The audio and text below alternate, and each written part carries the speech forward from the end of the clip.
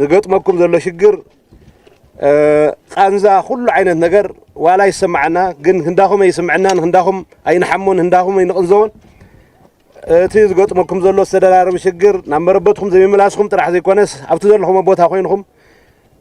ብሕማምን ብጥሜትን ትጠፍኡ ምህላውኩም ንፈልጥ ኢና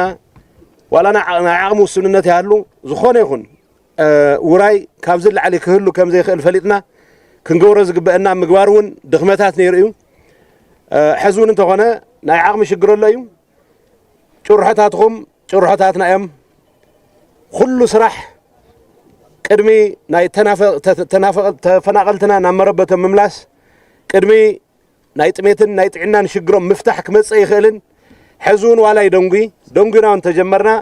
ኩሎም ጭርሖታት ኣብ ዓለም መድረኽ ክስምዑ ፌደራል መንግስቲ ሓላፍነቱ ክዋፃእ ንሕና ብወገንና ኩሉ ዓይነት መንገዲ ተጠቒምና ስድራታትና ኣሕዋትና ኣሓትና ናብ መረበቶም ክምለሱ ክሳብ ዝምለሱ ዝህሉ ግዜ ብጥሜትን ብስቃይን ዝነብሩሉ ግዜ ከብቅዕ ኩሉ ዓይነት ዘለና ሃፍቲ ኣብዚ ትኩረት ጌርና ክንሰርሕ ካብ ምግላፅ ወፃኢ ብዛዕባ ቃንዛኹም ንኣኹም ክነግረ ይኽእልን በቲ ንስኹም ትሳቀይዎ ዘለኹም ደረጃ እውን ዝሳቀ ሰብ የለን ኣነ የተሳቀኹ ማንም የተሳቀየን እዚኣ ገሊፀ ሙሉእ ግዜና ኣብዛ ጉዳይ እዚኣ ክነውዕል ኢና ዝብል ቃል ካብ ምእታው ወፃኢ ኣብ ዝሓለፈ ኣብቲ ሕዚ ዘለኹም ከባቢ ካብ ዝመፃ ኩሉ ግዜ ልዕሊ 9-8 ወርሒ ኮይኑ ኣሎ ኣብ ቀረባ ምዕራብ ይኹን ኣብ ደቡብ ብዙሕ በዚ ስቃይ እዚ ዝነብር ህዝብና ንምርኣይ ክኢልና ኢና እቲ ዝነብረሉ ዘሎ ኩነታት ብጣዕሚ ዘሰክፍ ካብ ናይ ሰብ መነባብሮ ወፃኢ ዝኾነ ስቃይን መከራን ይሕልፍ ከም ዘሎ ብደንብ ንርዳእ ኢና ሕዚ ኣብ ዝኾነ ይኹን መንገዲ ካብ ዝኾነ ይኹን ትኩረት ንላዕሊ ነዚ ጉዳይ እዚ ሂብና በታ ዝቐረየት ግዜ ስቃይኹም ክሓፅር ንምግባር ዘኽእለና ኩሉ ዓይነት ስራሕ ክንሰርሕ ኢና ካብ ማል ወፃኢ ካብዚ ላዕሊ ክብሎ ዝኽእል ነገር የለን ሕዚ እውን ደጊመ ደጋግሜ ዝብለኩም ቅድሚ ሕዚ ክሰርሑና ተገበአና ዘይሰራሕናዮ ነገር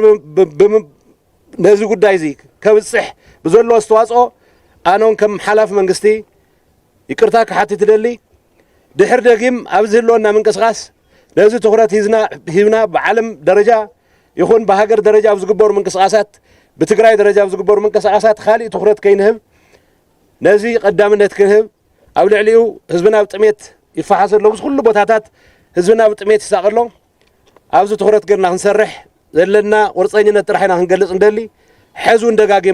ደጋጊመ ክገልፆ ዝደሊ እኹል ከም ዘይኸውን ይኣምን እየ ክሳብ ሕዚ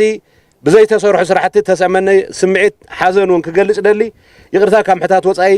እዚ ዝበሃል ቁም ነገር ዘለዎ መልእኽቲ ክሕልፈ ይኽእል እንድሕር ደጊም ዘለና ግዜ ነዚ ንምፍፃም ዘኽእሉ ኩሎም ስራሕትና ክንሰርሕ ኣብ ካልኦት ሕቱኽቱኻት ንሕልፎ ግዜ ብወገነይ ከብቅዕ ኣለዎ ዝብል እምነት ኣለን ከብቅዕ ኣለዎ ጥራሕ ዘይኮነስ እዚ ካብ ምስራሕ ወፃኢ ካሊእ ህዝብና ንክሕሰሉ መንገዲ የለን ኣብዚኣ ትኩረት ጌርና ከም እንሰርሕ ብስም ምምሕዳርና ክገልፅ ይደሊ ካሊእ ነዊሕ ነገር ተንዋሕና ብዙሕ ትርጉም ኣለዎ ኢለ ይኣምንን ክግበር ዝግባእ ኩሉ ግን ጌርና ናይ ህዝብና ስቃይ ክሓፅር ንምግባር ኩሉ ዓይነት ርብርብ ከም ንገብር ግን በዚ ኣጋጣሚ እዚ ቃል ክኣቱ ይደሊ ሕዚ እውን ደጋግመ ነቲ ህዝብና ዝሳቀየሉ ስቃይ ይቅርታ ክሓትት ዓለም ብዓለሙ ክሰምዖ ፌደራል ሓላፍነቱ ክዋፃእ ንሕና እውን ብወገንና ክንሰርሖ ዝግበአና ክንሰርሕ ህዝብና ድሕንነቱ ተሓልዩ ካብ ጥሜት እውን ተናጊፉ ክሳብ ሕዚ ዝኸሰርናዮ ኪሳራ ከም ዘሎ ኮይኑ ናብ መረበቱ ዝምለሰሉ ኩነታት ክንሰርሕ ቁርፀኛታት ኮይና ክንሰርሕ ዘለና ተስፋ ብስመይን ብስም ግዜያዊ ምምሕዳርን ክገልፅ ደሊ ካብዚ ላዕሊ ብዙሕ ተዘይፀናሕና ኣብዛ ጉዳይ እዚኣ ግን ናይ ዕለት ስራሕ ናይ ዕለት ትኩረትና ማእኸል ጌርና ስቶም ወከልትኹም ብግዚኡ እናተራኸብና ምናልባት ካብ ናይ ሓለፈ ናይ ሽረ ምብፃሕ ጀሚርና ዝጀመርናዮ ምንቅስቃስ ኣሎ ኣትሊስት ኣብ ዘለኹም ቦታ ኮይንኩም ክሳብ ናብ መረበት ንምምላስ ዝግበር ምንቅስቃስ ክሳብ ዝዕወት ብጥሜትን ብሕማምን ተሳቀየሉ ኩነታት ምስ ግብረሰናይ ትካላት ይኹን መንግስቲ ዓቕሙ ዝፈቐደ መጠን ወጪ ብምውፃእ ነዚ ጉዳይ እዚ ንምክትታል ዝወሰነ ምዃኑ በዚ ኣጋጣሚ ክገልፅ ይደሊ حزون دقيمة كرتاي حتى زدلي سقايكم سقاينا أيو جرحتاتهم جرحتاتنا يوم نزي كم مجوع وصاي خالق من مارس إلى نزل ملك تطرحك على فدلي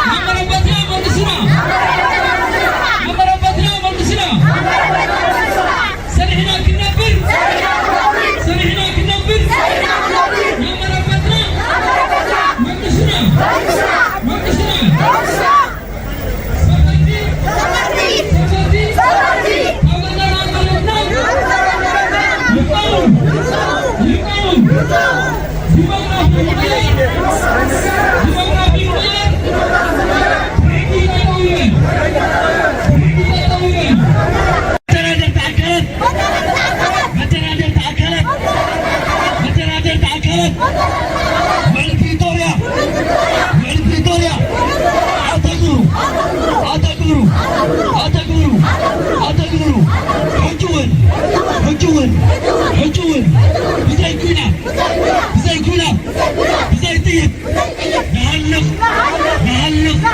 نزلق نزلق